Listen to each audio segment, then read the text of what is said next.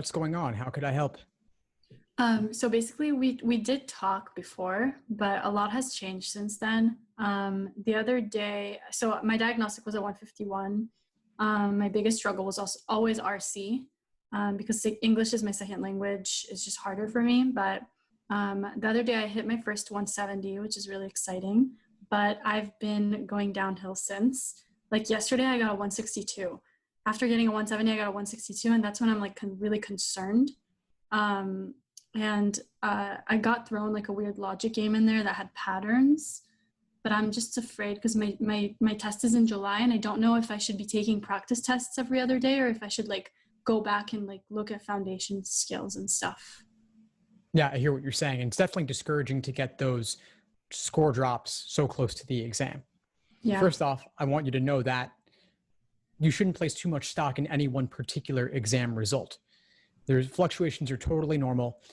Having off days is totally normal, especially if there's a weird curveball game in a particular exam. What's much more indicative of where you stand is the average of the most recent 5 exams you've taken over a relatively short period. So next week you might go up. You might even go above your average. And then there's things like sleep and diet and all the other stuff that can have an impact. So just consider all of that as well.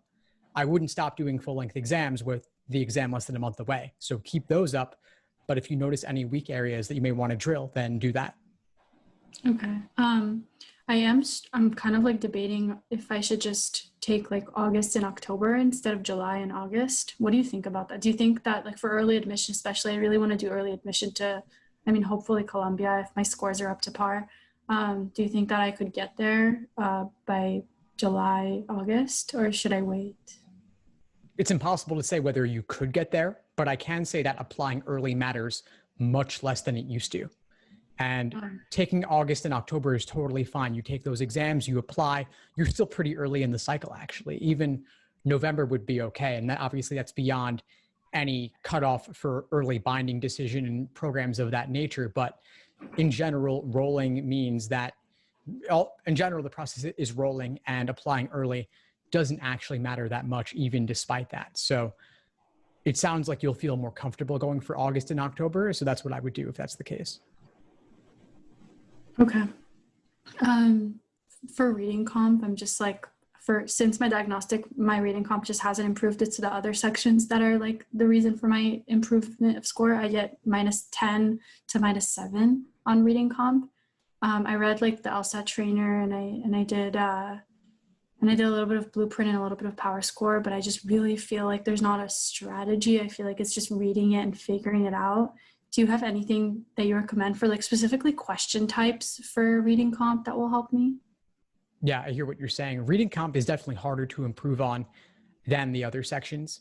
And a lot of the resources out there do tend to overcomplicate it with strategies that don't really work in practice under timed conditions. As far as question type strategies, you mean within the passage, like you have the occasional weird parallel reasoning in reading comp within that, or passages? More like, what could you infer that the author would agree with, things like that, like inference questions for reading comp? It really just comes down to being able to find the specific lines supporting a given answer choice, and then also process of elimination. With reading comp, there is less susceptible to strategies than anything else, and it's hard to improve on.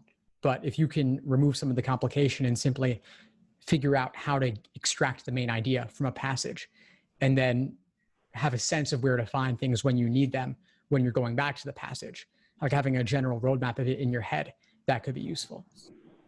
Okay, so you're saying the best strategy is just to like have a roadmap to see where you can refer back to. So you think in the first pass through of reading the passage, I should do the roadmap, and then once I go to the questions, then I should like in detail read the passage more? I say roadmap in terms of like having a mental framework of where things are in the passage. Like, this is not something to write down. This isn't really anything formal in nature. Okay. What I mean simply is, okay, towards the beginning, they summarize everything, or at the end of paragraph 1, they express the main idea. Then they have evidence for viewpoint 1 and focus there. Then they have viewpoint 2 and they focus there. And that's it. And then, as you said, yes, when you're solving detail-oriented questions, then go back to the passage to find where they're referencing that and read it more in depth. Okay. And then my last question, I guess, is for LR, I'm getting average like -1 to -4 now. And I know like I'm pre-phrasing without even thinking. It's like very natural to me. It just clicked, but I don't identify the flaw. I just know there is the flaw, and like I kind of know what's going on, and I just answer it. Would you think that it's necessary for me to like improve on it, to go back and kind of like identify the flaw and then like kind of just like write it out, like kind of the clear she has? Or do you think that it's fine for me to continue like this? I think it's important to be able to pre-phrase the flaw in the stimulus. The answer choices only make sense in the context of the stimulus, and since you're looking to identify a flaw, you're attempting to articulate it. There's no ambiguity around it. Like the flaw is the flaw. They're not opening the door to new information where it could be a variety of things. So if it requires slowing down, especially if you're giving yourself more time to study for this, to more deeply understand a stimulus, an argument, then it's worth doing that. Okay. Thank you. Do you have any like other general tips that you give people like in my situation kind of, or? Well, I have so much out there that's general already. What's coming to mind for me in your situation is that it sounds like you've just decided to give yourself an additional month to study. And so if that is what you're doing, then try to process that and reduce your stress a little bit around this, because it doesn't have the same urgency anymore. If you're going, instead of July 12th or 13th, you're doing August 29th, that's another 6 weeks. And then you have October after that. So if I am going to go with July though, how would you recommend that I go about the next like 3.5 weeks? Like I was going to take a practice test every other day from now and review the answers on the days I don't. Do you think that's a good plan? I think that's fine, because the flex exams are shorter. They're only 3 sections. I actually think it's okay to do them every other day, as long as you're giving yourself sufficient time to review in detail. But doing only 2 flex exams a week or 3 flex exams per week rather than 3.5 per week and giving yourself a day off, that could be nice too. And I would probably recommend that. I think that extra exam or half an exam isn't going to do a whole lot for you. And it's too easy to burn out if you're hitting it that hard for the next several weeks or next couple of weeks at least. And then you're going to do the same thing for August anyway, right? So it's just going to continue.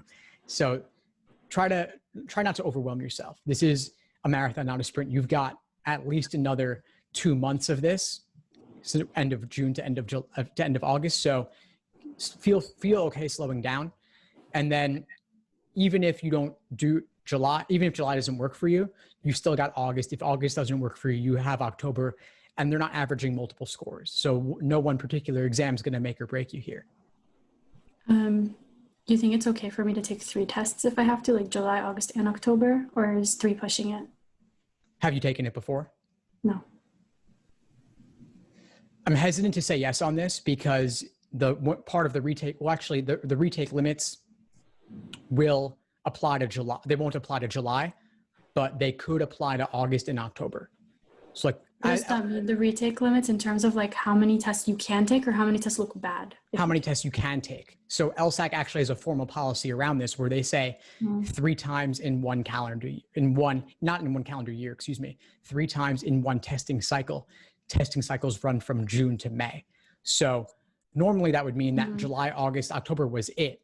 But because of flex, the May, June, and July flex exams don't count towards retake limits. Whether future flex exams will or not is an open question. But regardless, August and October could be 2 out of your 3 for that cycle. So I'm hesitant to say do all 3. Plus, AdComs don't like to see you taking several in a row, because then it looks like you're not really giving due consideration to each one, that you're doing it properly. So I would probably suggest doing only 2 out of those 3. But listen, you know what? If at the end of the day, you do July, you think it's going to go well, it doesn't, August, something happens, you get sick the day before, then you do October, that's fine.